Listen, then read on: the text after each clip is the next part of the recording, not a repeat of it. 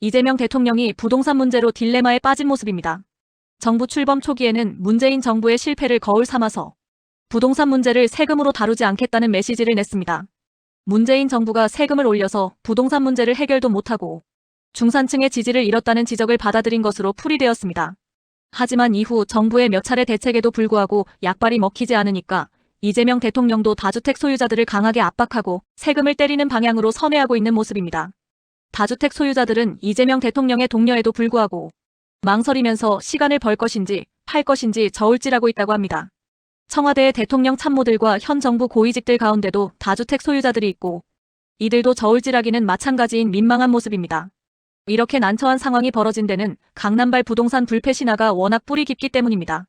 역대 정부가 군사정권에서부터 민주화 이후에도 강남발 투기를 제대로 잡은 역사가 없습니다.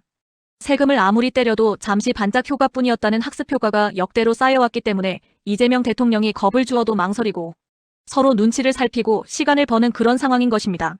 이렇게 된 배경에는 강남 불패의 핵심인 교육 문제를 빼고 아파트 공급, 거래 규제, 투기 단속, 세금 때리기 같은 대증요법에만 되풀이했기 때문입니다. 이제 강남의 상황이 과거와 완전히 달라졌기 때문에 지금이 강남 불패를 해결할 수 있는 절호의 찬스입니다.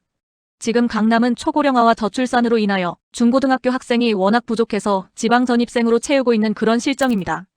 따라서 강남에 최소한의 중고교만 남기고 대거 강남 밖으로 통합 이전에도 부작용이 없습니다. 강북과 경기도 신도시의 기존 학교들과 함께 충분히 교육 수요를 감당할 수 있습니다. 서울과 수도권 지하철의 발달과 GTX 개통 덕분에 통학 등에도 문제가 없습니다.